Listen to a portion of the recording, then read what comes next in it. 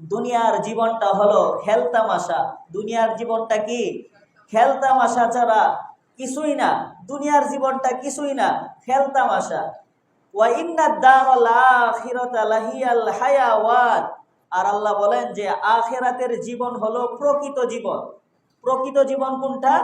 আখিরাতের জীবন। লাউ কানু ইয়ালামুন। আল্লাহ বলেন যদি দুনিয়ার মানুষগুলি বুঝতো। তো এই আয়াত দ্বারা আমরা কি জানলাম? আল্লাহ বলেন যে এই দুনিয়াটা হলো একটা খেলতামাশার বস্তু। কিসের বস্তু?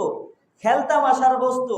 তারপরে আমরা বুঝি না দুনিয়াটা কি অস্থায়ী। কি বলেন? অস্থায়ী না?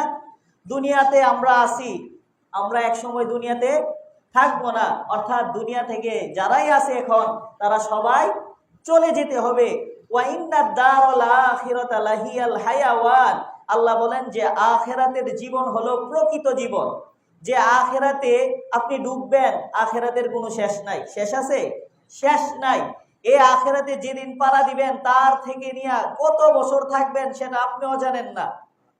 তারপরে আল্লাহ বলেন লাউ কানু ইয়ালামুন। যদি দুনিয়ার মানুষ বুঝতো, যদি দুনিয়ার মানুষ বুঝতো যে আখেরাতের জীবন শ্রেষ্ঠ জীবন, যে প্রকৃত জীবন হলো আখেরাতের জীবন, তাহলে দুনিয়ার মানুষ দুনিয়ার প্রেমে পড়তো না, দুনিয়ার প্রেমে পাগল হইতো না, দুনিয়ার মধ্যে মানুষ ডুব দিয়ে থাকতো না। আজকে মানুষ দুনিয়া তালাশ করে, আখেরাত বরবাদ করে। আখেরাতকে মানুষ চিন্তাই করে না, কিন্তু দুনিয়া নিয়ে আসে ব্যস্ত। সকাল থেকে সন্ধ্যা পর্যন্ত কিভাবে দুনিয়া কামাইবে এই চিন্তাই তার ঘুম আসে না। কিন্তু আমাদের সামনে যে মরণ আছে, এই মরণের খবর আমরা কি আছি? বলে গিয়েছি। আল্লাহ রাসূল সাল্লাল্লাহু আলাইহি ওয়াসাল্লাম হাদিসের মধ্যে বলেন যে দুনিয়াটা হলো এমন যে রাসূল সাল্লাল্লাহু আলাইহি ওয়াসাল্লাম মদিনার বাজার দিয়া মদিনায় যাচ্ছিলেন। তো ওই বাজারের মধ্যে একটা কান কাটা একটা ছাগলের বাচ্চা ছিল। তো রাসূল সাল্লাল্লাহু আলাইহি ওয়াসাল্লাম সাহাবায়ে কেরামদেরকে বলেন যে এই ছাগলের মূল্য 1 দিরহাম দিয়া কেউ কি ক্রয় করবা?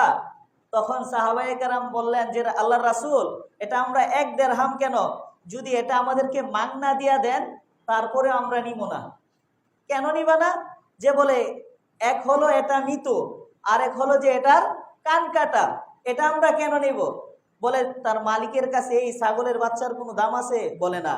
ঠিক দুনিয়াটার মূল্য আল্লাহর কাছে নাই। কেমন?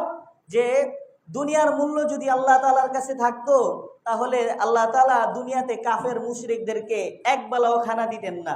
কি বলেন? তারা কি আল্লাহকে মানতেছে? মানতেছে না। তারপরে আল্লাহ তাআলার নাম রহমান, গফফার, রহিম। আল্লাহ তাআলা তাদেরকে খানা খাওয়াইতেছেন, খাওয়াইতেছেন না? আরেক হাদিসে রাসূল সাল্লাল্লাহু আলাইহি ওয়াসাল্লাম বলেন দুনিয়াটা হলো এমন যে তুমি সাগরের মধ্যে তোমার আঙ্গুল ঢুকাইলা, ওই আঙ্গুলের মাথার মধ্যে যেই পরিমাণ পানি আসলো দুনিয়াটার মিসাল হলো এই পরিমাণ। কি বলেন? আল্লাহ বলেন বাল তুসিরুনাল হায়াতাদ দুনিয়া ওয়াল আখিরাতু খায়রু ওয়া আবকা।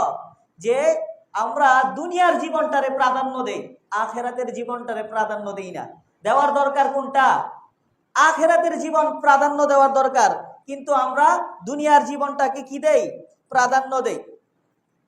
আল্লাহ বলেন কুল মাতাউদ দুনিয়া কলিল ওয়াল আখিরাতু খায়রুল লিমান ইত্তাকা ওয়ালা তুজলামুনা ফাতিলা। আল্লাহ এই আয়াতের মধ্যে বলেন যে দুনিয়ার আনন্দ, দুনিয়ার সুখ হলো অল্প দিনের। কয় দিনের? অল্প দিনের। দুনিয়ার সুখ বিলাসিতা অল্প দিনের। কুল মাতাউদ দুনিয়া কলিল ওয়াল আখিরাতু খায়রুল লিমান ইত্তাকা। যারা মুত্তাকি, যারা ফরেজগার, যারা আল্লাহওয়ালা, যারা আল্লাহকে মানে তাদের জন্য আখিরাত উত্তম। ওয়ালা তুজলামুনা ফাতিলা। আল্লাহ কারো প্রতি সুতা পরিমাণ জুলুম করবে না। আপনি দুনিয়াতে যেই পরিমাণ আল্লাহ তাআলার ইবাদত বন্দেগী করবেন, আল্লাহ তাআলাকে রাজি খুশি করাবেন, আল্লাহ তাআলা সেই পরিমাণ সওয়াব আল্লাহ আপনার আমলনামায় দিবেন। দুনিয়াতে যদি আপনি কষ্ট করেন, আখিরাতে আপনি সুখ শান্তিতে থাকবেন। যারা দুনিয়াতে আল্লাহকে ভুলে গিয়ে দুনিয়ার সুখ শান্তির পিছনে ঘুরে, তারা দুনিয়াতেও শান্তি থাকতে পারে না, আখিরাতেও শান্তি থাকতে পারবে না। রাসূল হাদিসের মধ্যে বলেন আর দুনিয়া সিজিনুল মুমিন ওয়া জান্নাতুল কাফির। দুনিয়াটা হলো মুমিনের জন্য কি? জেলখানা। আর কাফেরদের জন্য দুনিয়াটা হলো কি? বালাখানা, বেহেশখানা। তারা যেটা মনে চায় সেটাই করতে পারে। আপনি একজন মুসলমান, আল্লাহকে আল্লাহ বলে মানেন, আপনি জিনা করতে পারবেন না, কেননা জিনা আল্লাহ তাআলা নিষেধ করেছে, আপনি গুনাহের কাজ করতে পারবেন না। আল্লাহ তাআলা বিধি নিষেধ দিয়ে দিছে যে তুমি মুসলমান, তুমি এই কাজগুলি করতে পারবা না। আর যারা আল্লাহকে মানে না তারা মনে করে দুনিয়ার জীবনটাই আসল, পরকাল বলতে কিছুই নাই। কি বলেন? আমাদের ধারণা কি এটা যে পরকাল নাই? পরকাল আছে। আল্লাহ তাআলা আমাদেরকে দুনিয়াতে পাঠাইছেন। আল্লাহ বলেন যে কুল্লু নাফসিন, সূরা আলে ইমরানের 185 নম্বর আয়াত আল্লাহ বলেন কুল্লু নাফসিন যায়িকাতুল মাউত ওয়া ইন্নামা তুওয়াফাউনা উজুরাকুম ইয়াউমাল কিয়ামা ফামান যুহজিহা আনিন নার ওয়া উদখিলাল জান্নাতা ফাকাদ ফাজ ওয়া মাল হায়াতুদ দুনিয়া ইল্লা মাতাউল গুরুর। আল্লাহ এই আয়াতের মধ্যে বলেন যে পৃথিবীর সমস্ত মানুষকে মৃত্যুর স্বাদ গ্রহণ করতে হবে। ওয়া ইন্নামা তুওয়াফাউনা উজুরাকুম ইয়াউমাল কিয়ামা, মারা যাওয়ার পর আল্লাহ তাআলা আমাদেরকে হাসরের ময়দানে, দুনিয়াতে আমরা যা কিছু করেছি তার প্রতিদান আল্লাহ কোথায় দিবেন? হাসরের ময়দানে আল্লাহ তাআলা আমাদেরকে দিবেন। তারপরে বলেন ওয়া ইন্নামা তুওয়াফাউনা উজুরাকুম ইয়াউমাল কিয়ামা ফামান যুহজিহা আনিন নার ওয়া উদখিলাল জান্নাতা ফাকাদ ফাজ। যে ব্যক্তিকে আল্লাহ তাআলা জাহান্নাম থেকে বিরত রাখছে, জাহান্নাম থেকে মুক্ত রাখছে এবং জান্নাতে প্রবেশ করাইছে, জান্নাতে ঢুকাইছে, সেই ব্যক্তি সফল কাম হয়েছে। কোন ব্যক্তি সফল হয়েছে? যে ব্যক্তিকে আল্লাহ তাআলা জাহান্নাম থেকে বিরত রেখে জান্নাত দান করছে, সেই ব্যক্তি প্রকৃত সফল।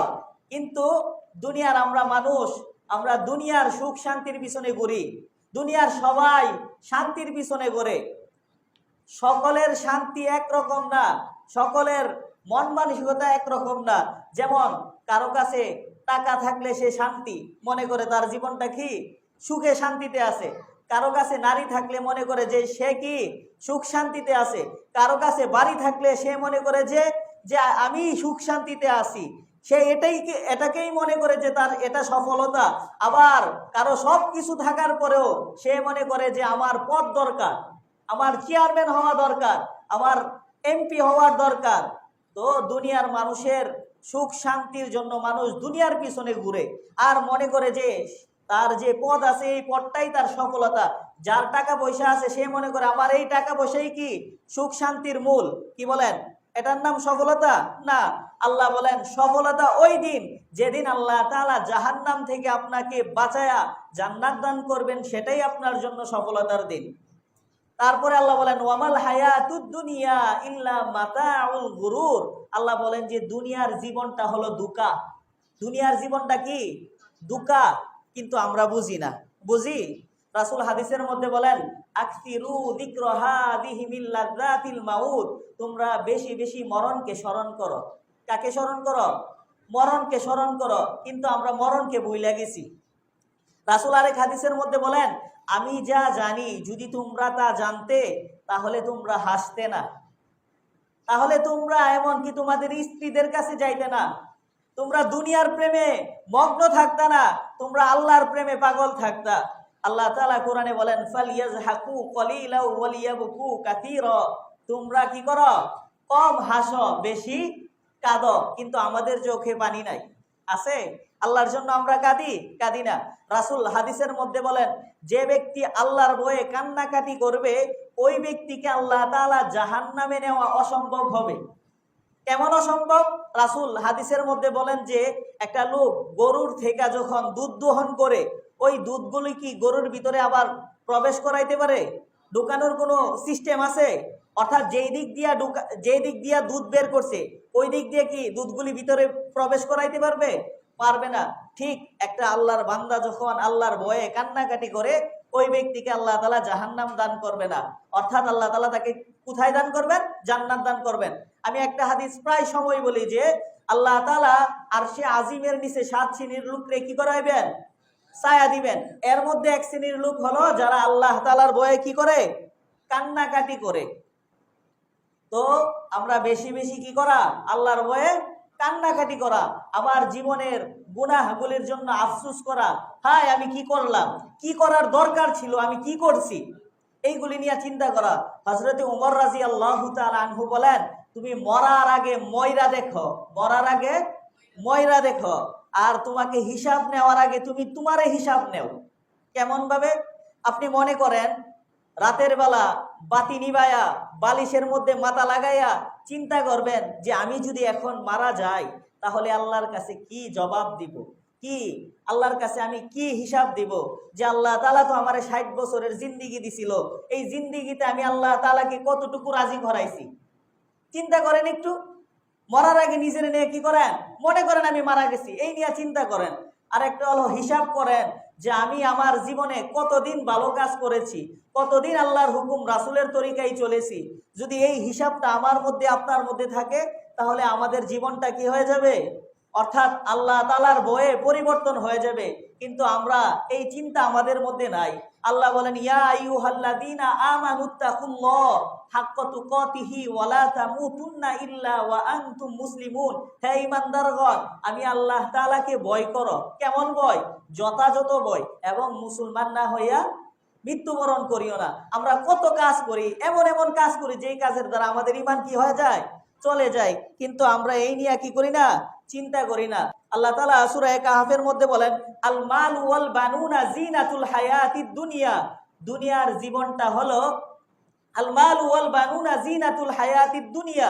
দুনিয়ার ধন সম্পদ, দুনিয়ার সন্তানাদি, দুনিয়ার টাকা পয়সা, এইগুলি হলো সৌন্দর্য।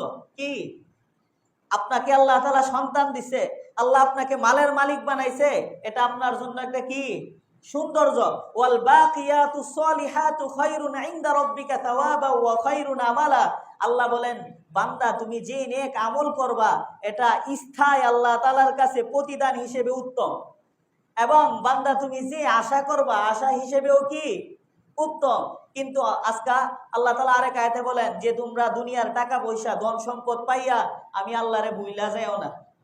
কিন্তু আমাদের অবস্থা কি, আজকে আমার যদি টাকা বেশি হয়ে যায় আমি আল্লাহরে ভুইলা যাই, আল্লাহর হুকুম ঠিক মতো মানতে পারি না, তখন আমি দুনিয়া নিয়ে ব্যস্ত থাকি।